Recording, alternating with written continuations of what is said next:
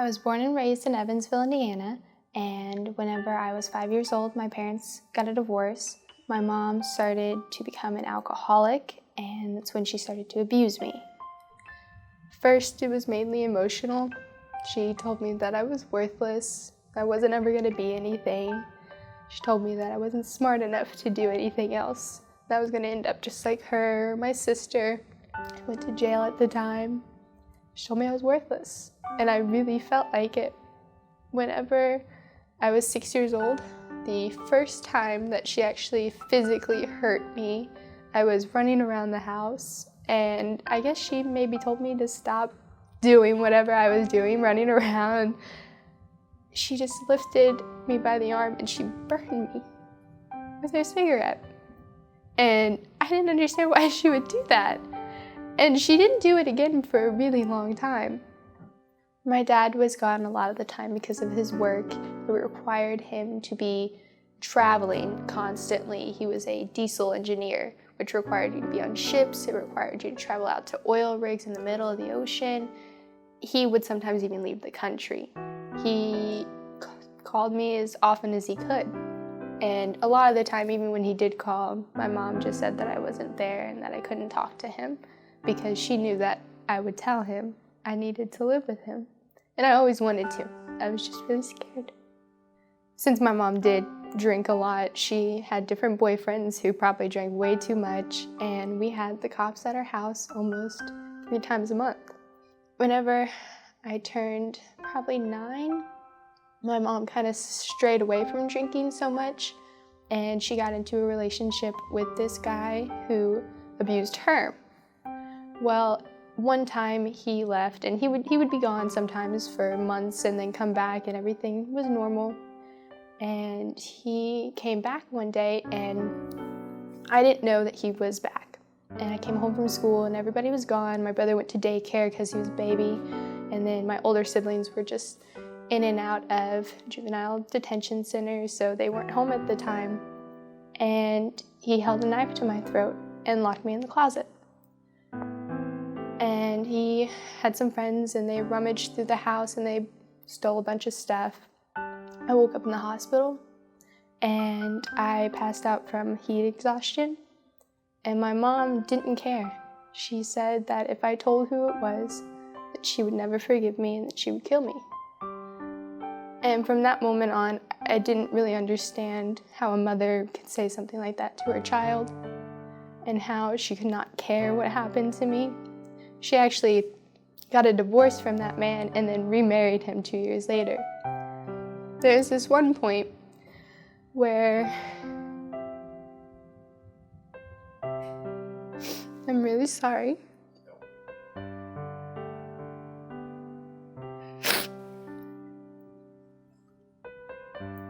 There was this one point where I told her that I loved her, but I couldn't forgive her for the things that she said to me.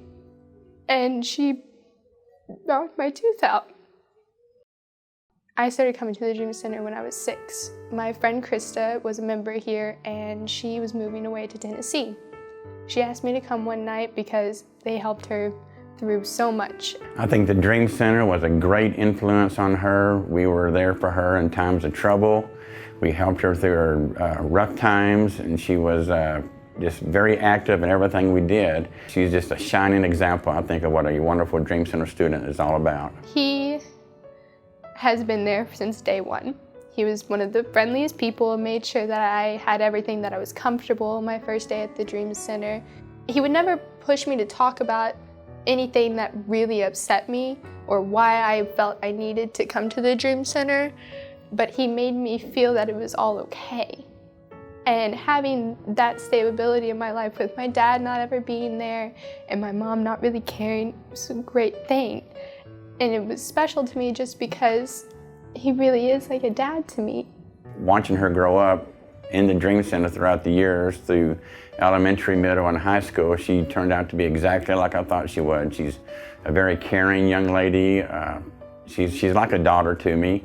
I called Bill when I graduated. I called him whenever I got my driver's license. I remember being a little girl and telling him that he will walk me down my aisle whenever I get married. And I mean that, and I guarantee it. Students like Tailynn are what makes me come to work every day. There's a lot of times where I have to work 6, 7 days a week. It doesn't bother me. I'm happy to do it because the outcome is incredible. Seeing a young person's life change for the better, seeing them get jobs, get an education, go to college, and you know that you were a part of that makes everything worthwhile. If it wasn't for the Dream Center, I feel terrible saying it, but I probably would be in jail, or I might have some kind of addiction to something, or have a child, which isn't terrible, but it's definitely not the path that I want to be on. Being at the Dream Center once a week, twice a week, as many times as you could, really makes you want to be the best person that you possibly can. And really, the people here became so much of my family, like a real family, that you don't want to disappoint them. They made this my home. It was my safe place. We went to volunteer at shelters, we helped rebuild things, we went to the retirement home down the street. We did so many great things that made me want to be a better person. And that's what really, really connected me with the Dream Center. They care so much, and that's really what a lot of the kids who come to the Dream Center need. Just somebody to care just a little tiny bit. And they just go to ends meet for you. They do the Thanksgiving baskets, which is a really big deal. The school supplies, Christmas. I mean, my best Christmas was at the Dream Center. There were thousands of people here that you love. There was a Christmas tree, and you guys had a Christmas dinner and Christmas singing, and it was real, and it was special. And if it weren't for that, I don't really know where I'd be. When I was 17, I decided to take a visitation for the first time in a really long time to see my dad, who was in Texas, and my brother, who was 15, was going with me. And my brother wanted to leave more than I did. I really just wanted to get out of my mom's house. Well, I went down there, and it was more like a home. It was real. I remember the first time waking up, and my stepmom asked me if I wanted something for breakfast, and I just started crying because nobody's ever asked me that, and it was a really big deal. And my dad talked me through everything, and he said it was the best decision to try and talk to some lawyers and see if I can get transferred down there. And I couldn't bear to even ask my mom because I knew she would freak out. And we got the lawyer on the phone, and he just told me to talk. He said, just talk about some stuff. So I talked about the most recent thing, and it was the household that we were living in. It was the most disturbing thing that a child could live in. It was filthy. My room was in the basement. I did not have floors. I did not have walls. There were bugs. It was terrible. I wouldn't even shower there. We had gnats everywhere. And he stopped me about 5 minutes in, and he said, that's enough. He said, I can't even bear to listen to anymore. And 2 days later, she got a paper in the mail saying that she had been served, basically, and that her kids were being removed from her custody. She said that if we waiver everything that we said against her, that she would give up her parental rights. And so she did. And I've been living with my dad now for 2 years.